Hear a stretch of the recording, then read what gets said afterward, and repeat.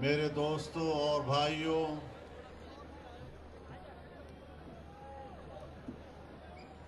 آج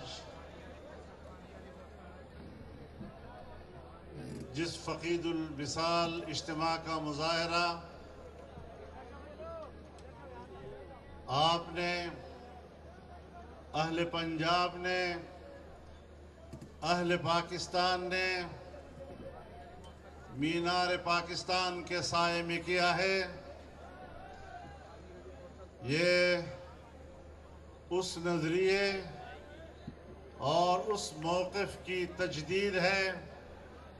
جب پاکستان بنا تو اسرائیل کے وجود کو ناجائز بچہ کہا گیا اور فلسطینیوں کے شانہ بشانہ کھڑے ہونے کے موقف سے پاکستان کا آغاز ہوا۔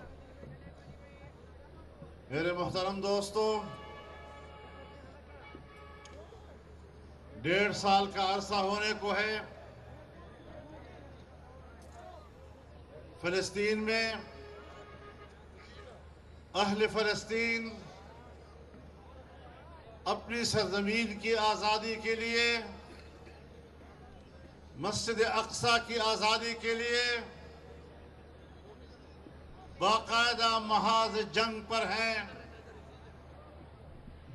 قربانیاں دے رہے ہیں۔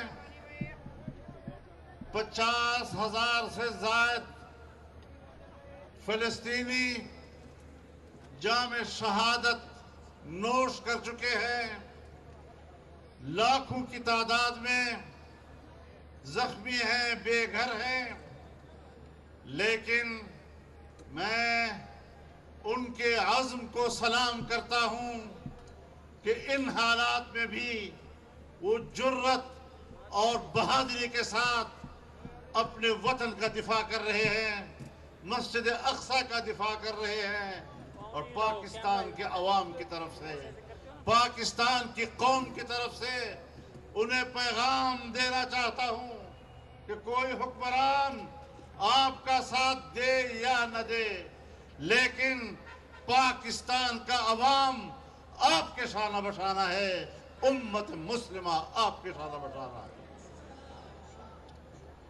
میرے محترم دوستو، نیتن یاہو بار بار کہتا ہے کہ ہم دفاعی جنگ لڑ رہے ہیں، ہم تو دفاع کر رہے ہیں۔ میں اقوام متحدہ کے انسانی حقوق کے ادارے سے کہنا چاہتا ہوں، میں یورپی یونین کے انسانی حقوق کے ادارے سے کہنا چاہتا ہوں، میں جنیوا انسانی حقوق کنونشن سے کہنا چاہتا ہوں، کہیں مجھے دکھا دو کہ دفاعی جنگ میں چھوٹے بچے قتل ہو رہے ہیں، کہیں تو مجھے دکھاؤ کہ عام عورتوں، بچوں کو، نہتھے لوگوں کو دفاع میں قتل کیا جا رہا ہو۔ کیا کوئی اس کی مثال کسی بین الاقوامی قانون میں ہے؟ کیا تاریخ میں عام آدمی کا قتل عام اسے کہیں بھی دفاعی جنگ کہا گیا؟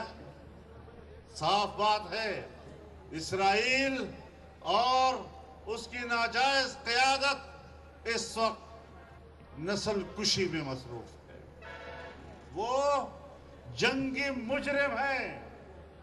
میں امریکہ سے بھی کہنا چاہتا ہوں، میں یورپ سے بھی کہنا چاہتا ہوں کہ صدام حسین کو تو چند سو لوگوں کے قتل پر آپ پھانسی چڑھا دیتے ہیں اور اس کو سزا دیتے ہیں، لیکن جس نیتن یاہو کے خلاف عالمی عدالت انصاف فیصلہ دے چکا ہے، فیصلہ دے چکا ہے کہ اسے گرفتار کر دیا جائے، وہ دنیا میں گھومتا ہے، ہر ملک کی فضا کو عبور کرتا ہے، کہاں گیا عالمی عدالت انصاف کا فیصلہ؟ عالمی عدالت انصاف نے سن 1967 کے بعد اسرائیلی قبضے کو قبضے کا نام دیا ہے، اس علاقے کو متنازع علاقے کا نام دیا ہے۔ کیا حق پہنچتا ہے امریکہ کو کہ وہ ایک متنازع علاقے میں اپنا سفارتخانہ کھولنے کی بات کرتا ہے؟ دنیا کے قانون یہ طاقت کے سپرد ہو گئے.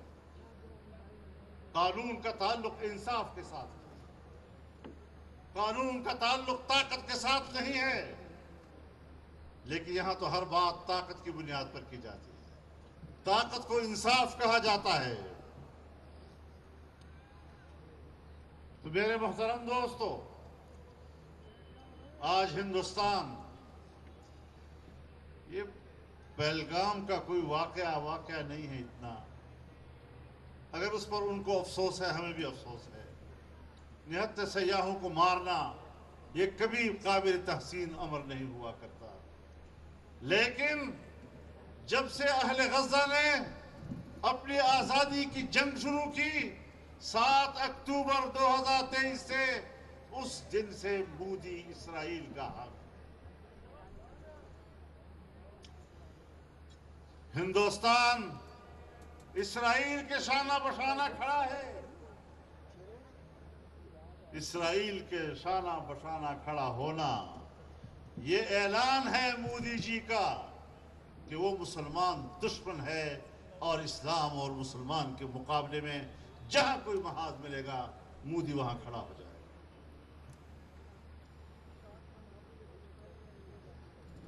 تو یہ اسرائیل کا ساتھی ہے، اول دن سے اس کا ساتھی ہے. ہندوستان کی ماضی اور تاریخ کو بھول چکا ہے. پہلگام کے واقعے کا ملبہ پاکستان کے اوپر ڈالنا اس کی کیا حیثیت ہے؟ آپ نے پاکستان سے انتقام لینے کی بات کی ہے. مودی جی لاہور آپ کو کہہ رہا ہے. تاحد نظر لاہور کا اجتماع آپ کو پیغام دے رہا ہے کہ ذرا آگے تو بڑھیے. سن 65 کا حشر اہالیہ نے لاہور تمہارا نہ کر دے گا.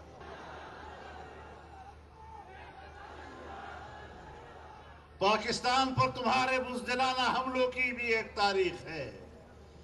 لیکن نہتے لاہوریوں نے ڈنڈے اٹھا کر تمہیں مار بھگایا، یہ بھی ہماری ایک تاریخ ہے.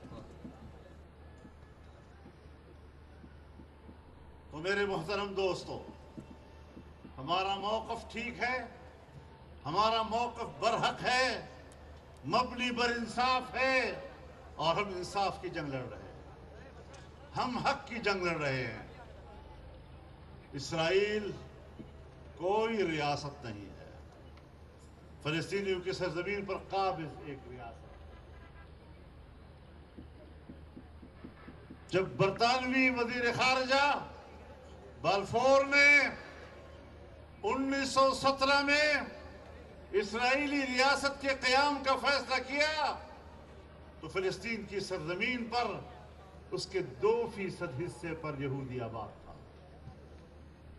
98% فلسطین کی سرزمین مسلمانوں کے ہاتھ میں تھی. جب 48 میں اسرائیل بنا تو سن 1947 کے اعداد و شمار کہتے ہیں کہ کل فلسطین کی سرزمین کی 6% حصے پر یہودی آباد تھا.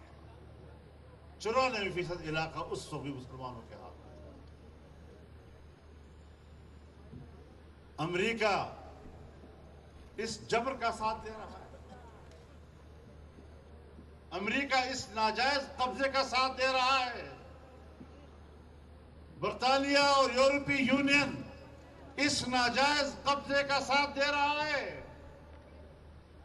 جس وقت لیگ آف نیشن موجود تھا، جنگ عظیم اول کے بعد جب پورے یورپ میں یہودیوں نے مار کھائی اور در بدر ہوئے، تو اس وقت ایک کمیٹی بنی تھی، اور اس کمیٹی نے کہا تھا کہ یہودیوں کو دوبارہ آباد کرنا یہ ایک بین الاقوامی ذمہ داری ہے.